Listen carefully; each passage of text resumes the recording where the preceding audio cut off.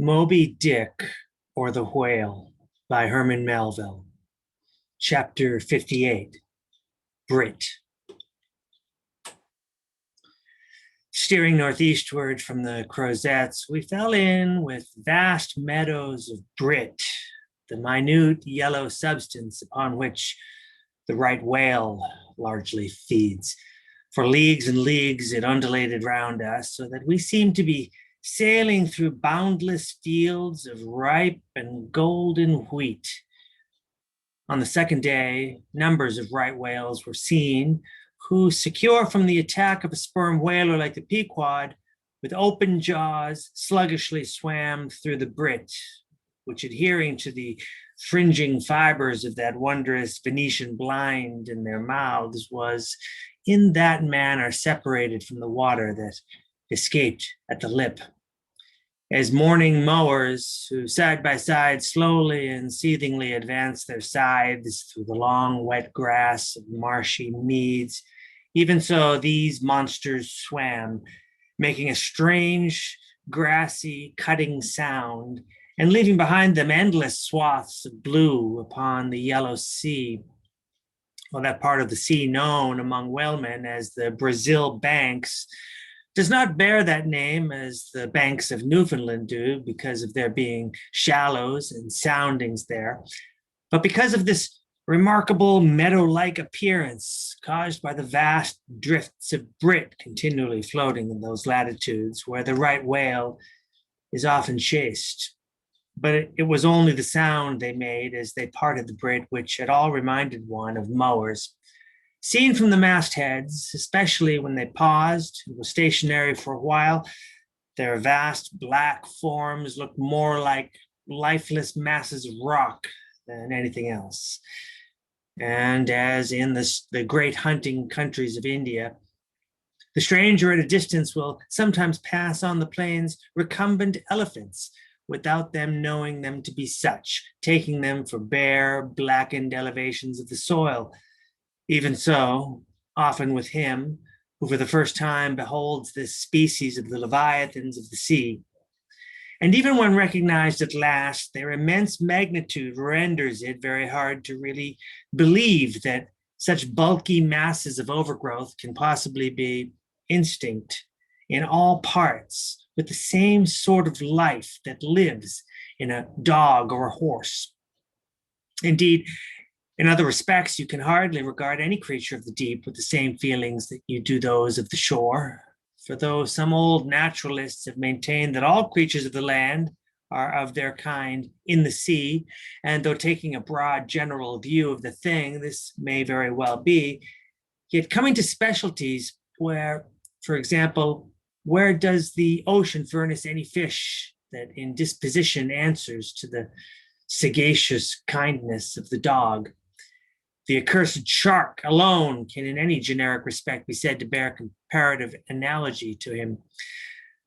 But though to landsmen in general, the native inhabitants of the seas have ever been regarded with emotions unspeakably unsocial and repelling, though we know the sea to be an everlasting terra incognita, so that Columbus sailed over numberless unknown worlds to discover his one superficial western one, though by vast odds the most terrific of all mortal disasters have immemorially and indiscriminately befallen tens and hundreds of thousands of those who have gone upon the waters, though but a moment's consideration will teach that however baby man may brag of his science and skill, and however much in a flattering future that science and skill may augment, yet forever and forever, to the crack of doom, the sea will insult and murder him and pulverize the stateliest, stiffest frigate he can make.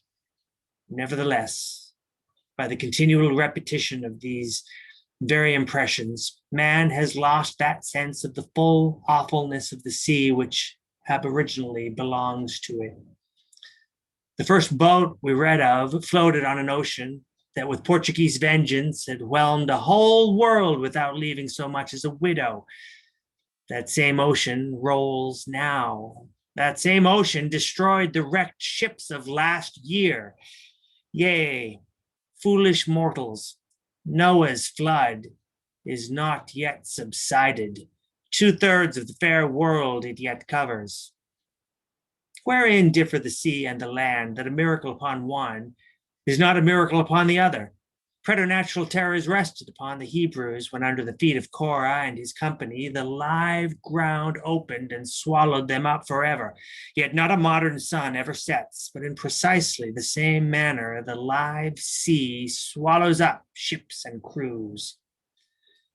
But not only is the sea such a foe to man who is an alien to it, but it is also a fiend to its own offspring, worse than the Persian host who murdered his own guests, sparing not the creatures which itself hath spawned.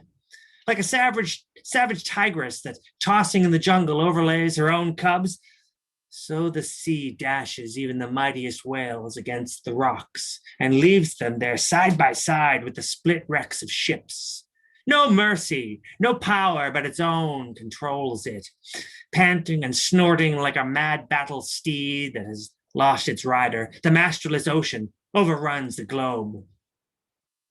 Consider the subtleness of the sea, how its most dreaded creatures glide underwater, unapparent for the most part, and treacherously hidden beneath the loveliest tints of azure. Consider also the devilish brilliance and beauty of many of its most remorseless tribes, as the dainty, embellished shape of many species of sharks. Consider once more the universal cannibalism of the sea, all whose creatures prey upon each other, carrying on eternal war since the world began.